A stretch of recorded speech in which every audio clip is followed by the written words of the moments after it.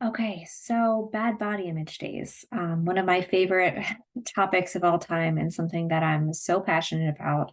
I think the really important thing when it comes to body image, or at least for me, something really important has been to normalize the dynamic nature of it. So, body image is something that ebbs and flows throughout our lifetime. So, it's not typically like positive body image isn't typically something that somebody just arrives at and it stays that way. It's a really dynamic experience that can be impacted by mood, anxiety levels, body functioning, pain levels, current events. Like it, so much can influence our body image. So just expecting it to shift and ebb and flow is really important in my opinion.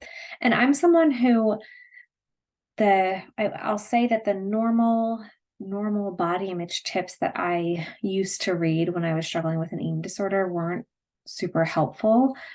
Things like comparing your body to that of like I saw things like comparing your body to that of like dogs and how we accept big dogs and small dogs and we think they're cute no matter what. And I think that is awesome if it works for you. For me, a lot of acceptance, so kind of radical acceptance when it comes to these are the feelings that I'm experiencing, and this is maybe the day it's going to be. So, how can I move forward in the most peaceful manner while knowing that it's one of those days? I found that to be a little bit more effective. Um, but two things or actually three things that I think are super important. One, like Erica said in the article, checking in on physical sensations is really helpful because sometimes things like just being physically uncomfortable, whether it's being bloated or, our clothing fitting a certain way that's like kind of painful or whatever, or just being overly full, those things can all sort of be translated into negative body image. So checking in, like what's going on with me physically and how can I take care of myself in this moment in terms of my physical embodiment. So that might mean changing your clothes, for example, if you're just like wildly uncomfortable in something and the band of pants is like pressing into your stomach or something, maybe changing, just being gentle with yourself and changing into something that feels more comfy and isn't like pulling your attention to a certain area to create more negative body image. You don't always have to be like challenging everything all the time, like challenging negative body image by wearing the pants that are tighter. It doesn't always have to be that way. Some days call for just more gentleness and tenderness with ourselves.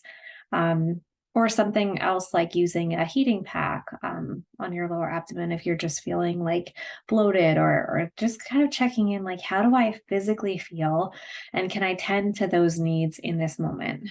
Um, Another really helpful part of coping with negative body image is checking in with there's my dog, by the way, what emotions am I experiencing?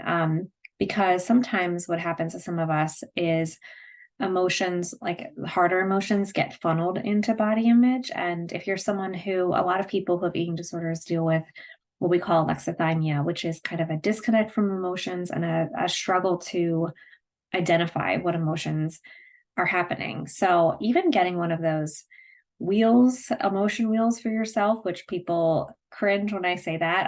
I cringe at myself when I say that.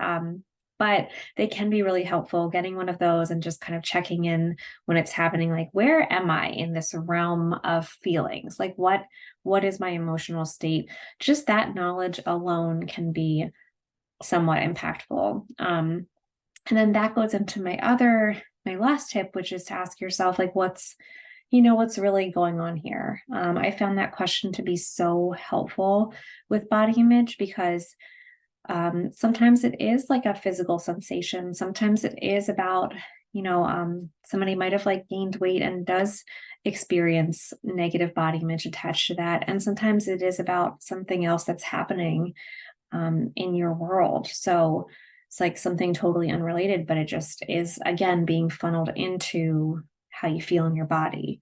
So checking in with yourself or even having like a safe person in your life check in with you when you're struggling with this, like what's going on? Like what's kind of the struggle behind the struggle, if that makes sense. So those are, I would say, the top three tips to add in that kind of like coincide with what Erica mentions in this article. I hope they're helpful.